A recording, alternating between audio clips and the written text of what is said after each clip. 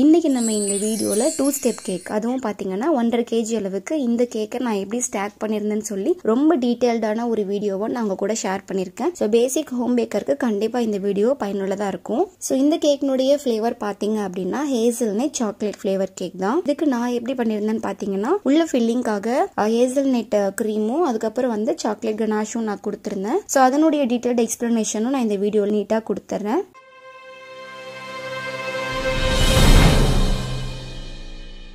So first பாத்தீங்க அப்படின்னா chocolate sponge cake வந்து நான் ரெடி பண்ணிட்டு இருக்கேன். சோ நான் யூஸ் பண்ணிட்டு இருக்க பவுல் பாத்தீங்க அப்படின்னா 3 லிட்டருக்கு உண்டான பவுல் தான். இதுலயே நான் 1.5 kg வரைக்கும் நீட்டா வந்து கேக் பேட்டர் வந்து ரெடி பண்ணிக்க முடியும். சோ ஒரே பேட்ச்லயே 1.5 kg அளவுக்கு கேக் பேட்டர் வந்து நான் ரெடி பண்ணிட்டு இருக்கேன். நம்ம சேனல்ல வந்து ஒரு சில கேக் ஸ்பாஞ்ச் ரெசிபிஸ் எல்லாம் ஆல்ரெடி நான் போஸ்ட் பண்ணிருப்பேன். உங்களுக்கு தேவைப்பட்டுச்சு அப்படின்னா நீங்க அந்த வீடியோ ரெஃபர் பண்ணி பாத்துக்கோங்க. சோ இந்த கேக் வந்து 2 ஸ்டெப் கேக் அப்படின்றதுனால அதுவும் 1.5 kg கேக் அப்படின்றதுனால கீழே பேஸ் பாத்தீங்க அப்படின்னா 8 inch பேன் பெரிய பேன் ஊத்திருக்கேன். சோ இதுக்கு நான் செலக்ட் பண்ணிருக்க கேக்கினுடைய இன்ச் பாத்தீங்க அப்படின்னா ரவுண்ட் பேன் தான். 8 inch ஒன்னு, அப்புறம் மேல உள்ள செகண்ட் டயருக்கு 6 inch பேன் வந்து நான் செலக்ட் பண்ணிருக்கேன். சோ ரெண்டையும் ஒரே பேட்ச்ல வச்சு நம்ம பேக் பண்ண போறோம்.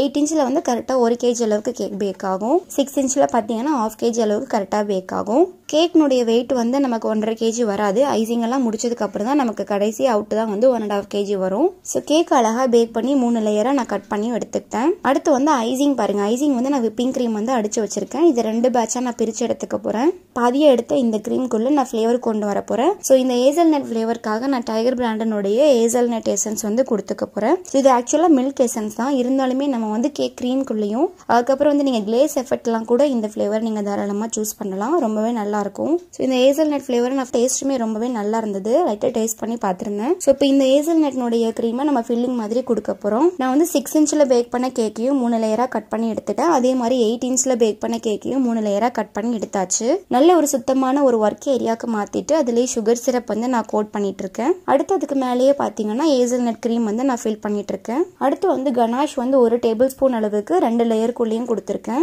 கனாஷ் ஆட் பண்ணிட்டு நல்லா ஃபில் பண்ணி முடிச்சுக்கணும். கடைசியா வந்து 3 லேயரையும் சூப்பரா வந்து அசெம்பிள் பண்ணி ஒரு கேக் பேஸ்க்கு வந்து மாத்திக்கலாம். அடுத்து இதுக்கு மேல வந்து ஒரு சின்ன ஒரு கிரம் கோட் மாதிரி கொடுத்துட்டு இருக்கேன். உங்களுக்கு வந்து கிரீம் பாருங்க, நீங்க அடிச்சு வச்சிருந்த கிரீம் வந்து கன்சிஸ்டன்சி நல்லா திக்கா இருக்கு அப்படின்னா ஒரே கோட்டிங்குள்ள நீங்க ஈஸியா முடிச்சுக்கலாம். இல்ல நீங்க ஏசி ரூம்ல வந்து நீங்க ஐசிங் பண்றீங்க அப்படின்னாலுமே ஒரே கோட்டிங்ல ஈஸியா முடிக்கலாம். இல்ல நீங்க நார்மல் ஒர்க் ஏரியால தான் வந்து பண்ணிட்டு இருக்கீங்க அப்படின்னா கொஞ்சம் கிரம் கோட் பண்ணிட்டு ஃப்ரிட்ஜ்ல 10 நிமிஷம் இல்ல 15 நிமிஷம் நீங்க செட் பண்ணி எடுத்துட்டு அதுக்கப்புறம் மெயின் கோட் கொடுத்தீங்க அப்படின்னா ஃபினிஷிங் பாக்குறதுக்கு ரொம்பவே நல்லா இருக்கும். மேல பாத்தீங்கன்னா 6 inch கேக் வந்து நான் ஐசிங் பண்ணிட்டு இருக்கேன். அடுத்து கீழே பாத்தீங்கன்னா 8 inchக்கு ஒன்னு கேக்கை வந்து நான் நல்லா ஷார்ப் எட்ஜ் கொடுத்துட்டு இருக்கேன். சோ உங்களால மேக்ஸிமம் முடிஞ்ச அளவுக்கு நல்ல சூப்பர் ஷார்ப் எட்ஜ் வந்து எடுத்துட்டு வந்துருங்க. அப்ப வந்து கேக் பாக்குறதுக்கு ரொம்பவே நல்லா இருக்கும். சோ அவ்வளவுதான், ஓரளவுக்கு நல்லா நீட்டா வந்து ஐசிங் பண்ணி முடிச்சதுக்கு அப்புறம் இப்ப நம்ம ஸ்டாக் பண்ண போறோம். டயர் கேக் வந்து இப்ப நம்ம ஸ்டாக் பண்ண போறோம். 8 inch கீழே நீங்க யூஸ் பண்ண போற அந்த பேஸ் கேக்கை எடுத்துக்கோங்க. அதுல பாத்தீங்க அப்படின்னா பில்லர் மாதிரி ஒரு எஃபர்ட் கொண்டு வர போறோம். ஒரு கேக் வந்து நம்ம மேல ஹைட் ஏற ஏற என்ன ஆகும்னா கீழே பஞ்சமா இருக்க ஒரு கேக் வந்து உள்ளார போயிடும். சோ அதை அவாய்ட் பண்றதுக்காக கண்டிப்பா நம்ம ஒரு 3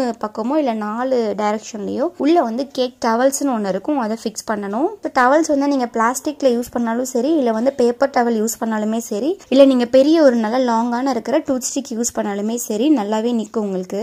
இது 4 பக்கமும் நல்லா சூப்பரா ஃபிக்ஸ் பண்ணிக்கணும். ஃபிக்ஸ் பண்ணும்போது அந்த டவல்ஸோ இல்ல நீங்க யூஸ் பண்ற டூத் ஸ்டிக்கோ வெளியே தெரியக்கூடாது. நல்லா எல்லா பக்கமும் வந்து நீட்டா அந்த கேக் வந்து லெவல் பண்ற அளவுக்கு, ஏன்னா 4னா 4 ஆட் பண்ணுங்க, இல்ல 3னா 3 ஆட் பண்ணிக்கோங்க. சோ நான் வந்து நல்ல ஒரு பில்லர் நல்ல ஒரு கீழே ஸ்டடியா இருக்கிறதுக்காக நான் 4 வந்து ஆட் பண்ணிருக்கேன். அடுத்து வந்து நான் 6 inchக்கு வந்து ஐசிங் பண்ண அந்த கேக்கை அழகா ஒரு பேலட் நைஃபை லிஃப்ட் பண்ணிட்டு அதை அப்படியே கொண்டு போய் மேலே வச்சிடலாம். ஸோ வைக்கும் போது கொஞ்சம் கேர்ஃபுல்லாக வச்சுக்கோங்க. ஸோ கொஞ்சம் உங்களுக்கு கேப்பாக இருக்க மாதிரி இருக்கும், பரவாயில்ல. நீங்கள் கொஞ்சமாக வந்து க்ரீம் எடுத்து லைட்டாக நீங்கள் ஃபில் பண்ணீங்க அப்படின்னா அது உங்களுக்கு கவர் ஆகிடும். அடுத்து இன்னும் கூட சூப்பர் ஃபினிஷிங் வேணும்னு நினச்சிங்கன்னா அந்த எட்ஜை லைட்டாக கவர் பண்ணுறதுக்காக இந்த மாதிரி நமக்கு ரிப்பன் எல்லாமே மார்க்கெட்டில் அவைலபிளாக இருக்கும். அந்த ரிப்பன் யூஸ் பண்ணி நம்ம கவர் பண்ணிக்கலாம். இப்போ செகண்ட் ஸ்டெப்பை வச்சதுக்கு அப்புறமா 2 கேக்கையும் நல்லா பைண்ட் ஆகிறதுக்காக சென்டர்ல இருந்து ஒரு பெரிய டவலை உள்ள இறக்கிட்டு பேலன்ஸ் இருக்கிறத கட் பண்ணி மேலே வந்து கொஞ்சம் க்ரீம் வச்சு கவர் பண்ணிக்கோங்க. பார்த்தீங்கன்னா நான் கரெக்டாக வந்து ஒரு 1.5 மணி நேரத்துக்குள்ளே முடிக்க வேண்டிய ஒரு கேக்கு. ஸோ ரொம்ப என்னால் அக்யூரேட்டாக ஃபினிஷ் பண்ண முடியல. ஒரு 1.5 hours என்னால் எப்படி முடியுமோ அதுக்கேற்ற மாதிரி நான் ஓரளவுக்கு ஃபினிஷிங் கொடுத்துட்டேன். அடுத்து பார்த்தீங்கன்னா நான் ஒரு சின்ன ஒரு ஸ்டார் நாசல் எடுத்திருக்கேன். அதை யூஸ் பண்ணி சின்ன ஒரு பார்டர் மாதிரி கொடுத்துட்ருக்கேன். ஸோ கீழே வந்து நான் என்ன பார்டர் எஃபர்ட் கொடுத்துருந்தேனோ அதே மாதிரியே வந்து மேலேயும் கொடுத்துட்ருக்கேன். ஸோ இப்போ அவ்வளோதான். கேக்கினுடைய ஃபினிஷிங் பாருங்கள், ரொம்ப சிம்பிளாக இருக்கும். இதுக்கப்புறம் இந்த கேக்குக்கு ரொம்ப கிராண்டான ஒரு லுக் கொண்டு வர போகிறதே இந்த கேக் மேலே நான் யூஸ் பண்ண போகிற டாப்பர் தான். ஸோ இது பார்த்தீங்கன்னா நல்ல ஒரு பெரிய டாப்பர். பிளாக் கலருக்கு ஒயிட் அண்ட் ப்ளூ காம்பினேஷனுக்கு பிளாக் டாப்பர் வந்து ரொம்ப சூப்பராக இருந்தது, பார்க்கவும் ரொம்ப ரிச்சாகவும் இருந்தது. அப்புறம் பார்த்தீங்கன்னா சைடில் ஒரு லுக்குக்காக ஆர்டிஃபிஷியல் பியோனி வந்து நம்ம ஆட் பண்ணிக்கலாம். ஸோ இதெல்லாமே ஆப்ஷனல் தான். உங்களுடைய கஸ்டமருக்கு இதெல்லாம் ஓகே அப்படின்னா நீங்கள் இதை வந்து பிளேஸ் பண்ணி கொடுத்துக்கலாம். அடுத்ததுக்கு மேலேயே பார்த்தீங்கன்னா சில்வர் சுகர் பேர்ல்ஸ் வந்து 2 சைஸில் வந்து ஆட் பண்ணிட்டு இருக்கேன். இப்போ பார்க்கும்போது ஃபினிஷிங் இன்னும் ரொம்ப நீட்டாக இருக்கும். இது வந்து கரெக்டாக நம்ம மெஷர் பண்ணி அக்யூரேட்டாக ஆட் பண்ணணும்னு கிடையாது, ரேண்டமாக ஆட் பண்ணோம் அப்படின்னா பார்க்க ரொம்பவே அழகாக இருக்கும். ஸோ ஃபைனலாக இந்த கேக் இப்படி தான் முடியும். இதுக்கு நீங்கள் வந்து ரொம்ப கஷ்டப்பட்டு நிறைய டெக்கரேட் பண்ணணும்னு கிடையாது, ரொம்ப சிம்பிளாக முடித்தாலே பார்க்க ரொம்ப அழகாக நீட்டாக இருக்கும். ஸோ இதே மாதிரி ப்ரொசீஜரில் நம்ம ஒரு 3 ஸ்டெப் வரைக்கும் ரொம்ப நீட்டாக அழகாக பண்ணலாம். இந்த வீடியோ வந்து உங்களுக்கு கண்டிப்பாக பயனுள்ளதாக இருக்கும் அப்படின்னு நினைக்கிறேன். இந்த வீடியோவுக்கு நீங்கள் புதுசாக இருக்கீங்க அப்படின்னா நம்ம சேனலில் அதிகமாக வந்து பேக்கிங் ரிலேட்டட் வீடியோஸ் தான் போட்டுட்ருக்கோம். ஸோ கண்டிப்பாக இது உங்களுக்கு ரொம்பவே பயனுள்ளதாக இருக்கும். எனக்கும் நம்ம சேனலுக்கும் எப்பயுமே சப்போர்ட் பண்ணிகிட்ருக்க உங்கள் எல்லாருக்குமே தேங்க்யூ ஸோ மச்.